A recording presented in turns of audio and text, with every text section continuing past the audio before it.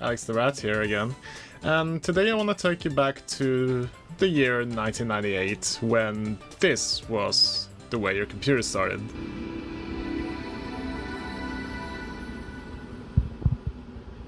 Back when epic games were known as epic mega games, back when Unreal didn't exist just yet, and their latest game was Jackrabbit 2.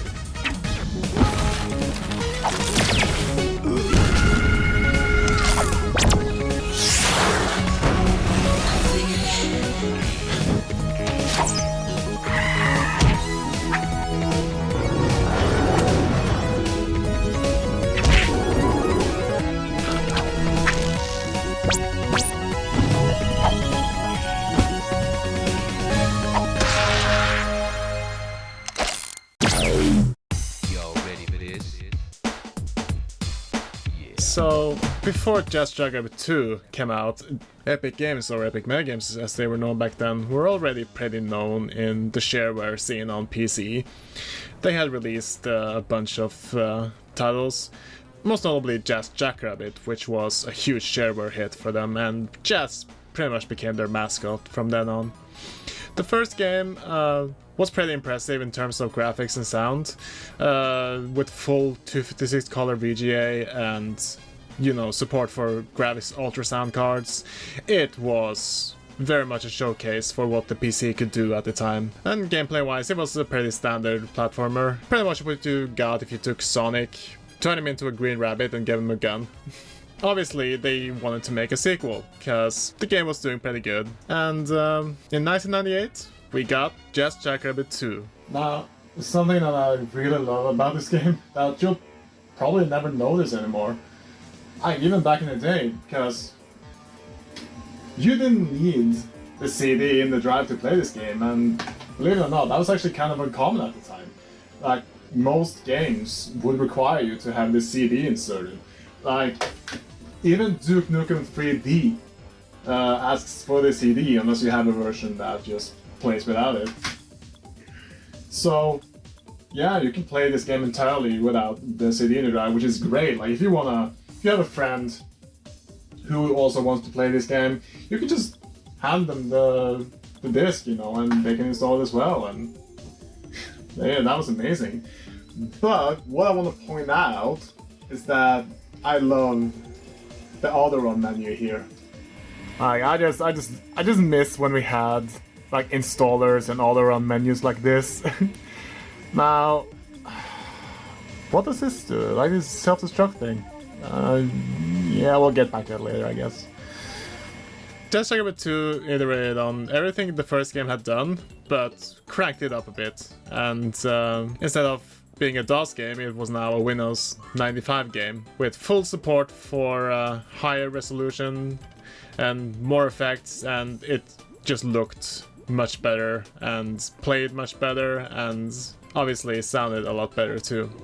As for the story, yeah, there isn't much one in Jackrabbit 2. They try to do a bit of a story in the first game, with Eva Earlong having to be rescued, and Devon Shell being the big bad guy. Devon Shell is back in Jackrabbit 2, but exactly what's going on is not clear. The intro cutscene just shows Jazz and Spaz kicking ass, and that's about it. So, instead of wasting time talking about the story, let's just skip right to the gameplay, because that's what this game is all about.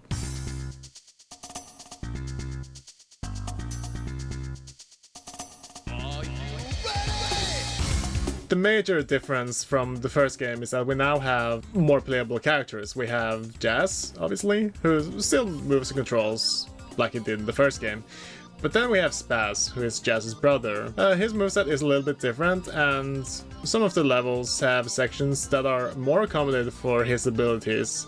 Unlike Jazz, he can't use his ears to like float around, but he can do a double jump, which makes up for that. And instead of like doing a high jump, when he crouches and jumps, he does like ninja kick thing. And then we have Lori, who was added in the Secret Files expansion. She's is a weird mix between both of them without any of the strengths. So on some levels she actually doesn't do very well unless the levels accommodate for her lack of, you know, high jump abilities and stuff. So she can be a bit tricky to play as. As for Jazz and Spaz, both are fine for most of the game.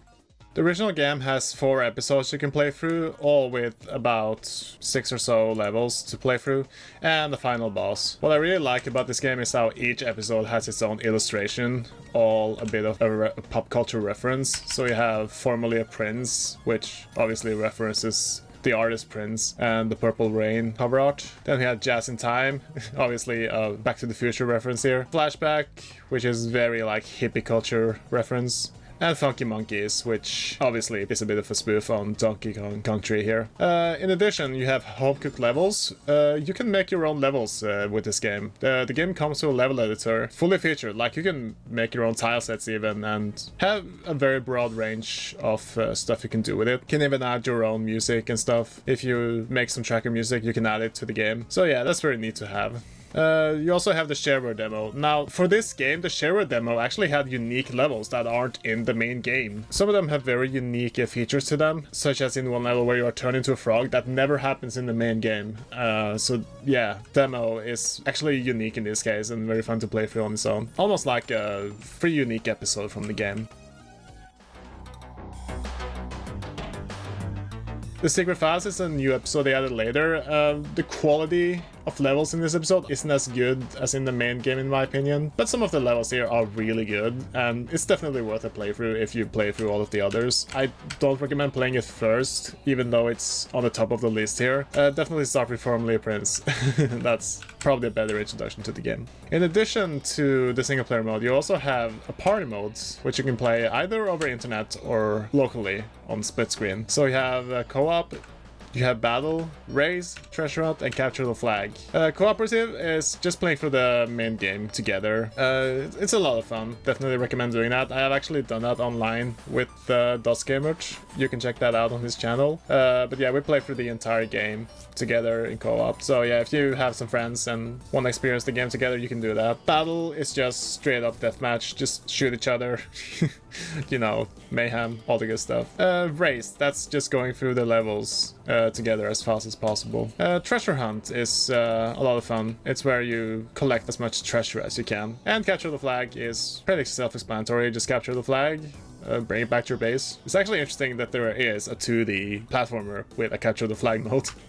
I think this is the only game that has that. You can of course do this all over the internet as well with the Jackrabbit 2 Plus patch that is out. Recommend installing that patch anyway, because it adds a lot of quality of life features to the game that I find very necessary to fully enjoy it. But either way, yeah, you can join the game, just find the server, or you can start a server and broadcast it.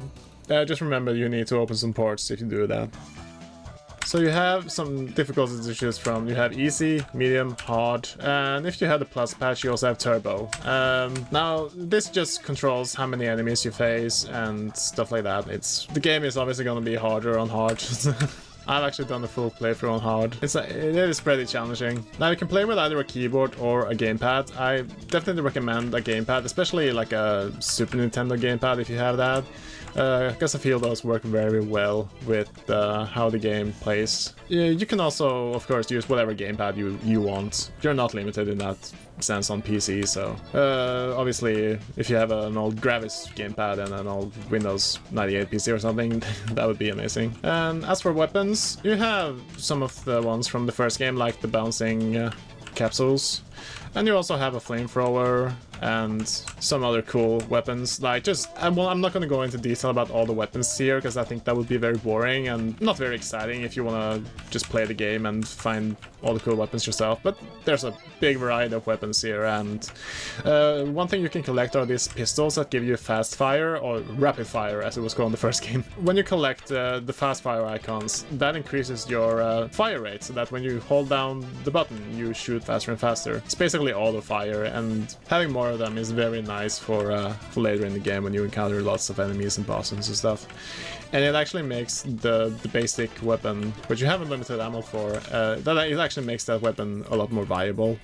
Now, while you do have these save points, and you do have lives in this game, you can save whenever you want, and there is quick save and quick load, so yeah, the checkpoints and the live system is actually kind of pointless in this game, but if you want to play with lives and not even use the save system, you know, just play like a bit old school, you can do that, but you're definitely not limited to that, which I like. It really helps the difficulty a bit if you're playing on hard and stuff. It all depends on how much you want to challenge yourself, basically. Now, there is a lot of collectibles in this game, so you have these coins, and what's interesting about these coins is that if you have enough of them, you can enter a teleport, which takes you to a secret area in the level, often containing a lot of power-ups or more collectibles. So yeah, if you ever see coins, pick up as many as you can. A lot of them are hidden in secret areas, so definitely requires an exploration if you want to find all of them. What's interesting is that if you're playing co-op, the coins are actually shared between you. If your partner picks up a coin, like that counts for you as well, so you can actually play like very cooperatively in terms of gathering stuff.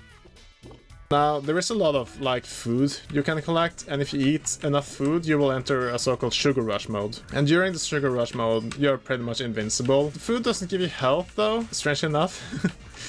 To get health, you need to eat carrots specifically, and the carrots will refill 1 heart, and if you get like a super carrot, it will refill your entire stock of hearts. There are also special spinning carrots that you can collect that gives you the ability to fly. As for enemies, pretty much each set of stages have their own unique enemies, and that's something I really love about this game. It doesn't feel like it ever gets boring, because there's always something new to see and explore. The enemy variety definitely adds to that feel. You also have this bird called Hip Hop, which you can release from his cage if you ever find it, and he will follow you around and shoot enemies and assist you with the cannon on his beak. Just make sure you don't get hit, because Hip Hop doesn't like that. That will scare him away. So yeah, don't get hit. Hip Hop is like, oh shit, I'm out of here. Another cool thing is that in a lot of levels, the environment itself is kind of destructible, so it can be fun to just, you know, shoot as much stuff as you can. The Sonic inspiration is definitely still here though. You have these poles that give you an extra speed boost if you swing on them. So kind of like Sonic, there are some sections of the game where you speed up a bit, and it gives the game a bit of variety in that sense. But yeah, it's not really a racing game or anything. I wouldn't say the levels are built around speed as much as some levels from Sonic. Now, graphically, this game looks really good. One major change from the first game is obviously that it is a lot more zoomed out, so you have a better chance of actually seeing stuff coming towards you than you did in the first game, which makes it a lot easier to play, in my opinion. And some of the backgrounds have this kind of 3D look to them, where you can see the sky moving as you walk. So there's a lot of cool, like, parallax effects going on in the background. Obviously, this game came out just as DirectX was taking off, so there's a lot of cool effects in this game. And I really love the art style that's going on here, where you have this sort of like Saturday morning cartoon vibe going on.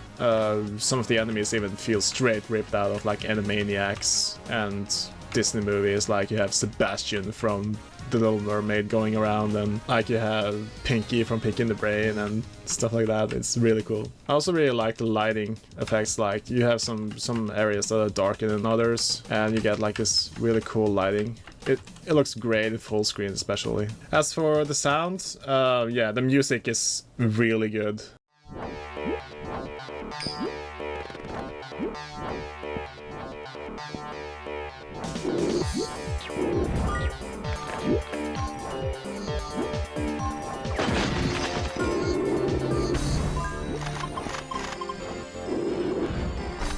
It's all track and tunes done by Alexander Brandon, and he did an amazing job with the soundtrack on this game. You can definitely hear his style here, and it's so good. Every level theme is a banger in this game, and I love the entire soundtrack.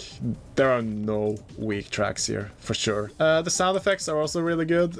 Definitely very cartoony and fitting off the style. Something I really love about this game is just the voices and how everything just kind of fits together. So yeah, I guess I don't really have much else to say about this game. Like, while I could go on a long time talking about everything that's in this game, I feel that would be very boring. I honestly just want you to go out, get this game yourself, play it. Just play it and experience it for yourself. Because this game, it deserves to be played. If I was to score it, I don't really like doing scores, but I would give it a very high score, probably like an 8 or 9 out of 10, honestly. In my eyes, Jackrabbit 2 is one of the best 2D platformers ever released, like on PC, console, whatever. And it's such a huge shame that it is only available on PC and on GOG.com nowadays. Like, you can't even get this on Epic's Game Store. Like, Jackrabbit, they have buried this game very, very deeply now. But if you do get it, make sure you get the Jackrabbit 2 Plus patch. I think it's included with the GOG version, but yeah, definitely get that as well. Now, coincidentally, this year, it's been 25 years since this game came out.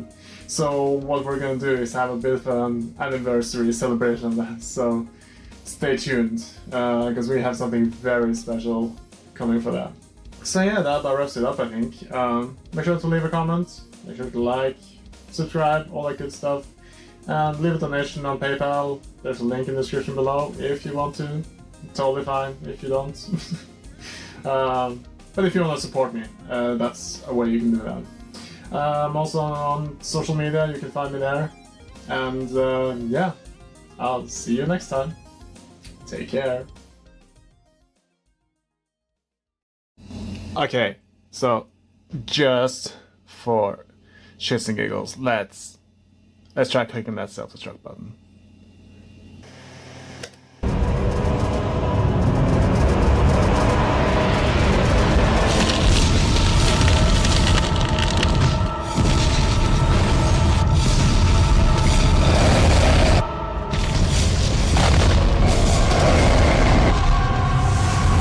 Holy cow! Look like Duke Nukem!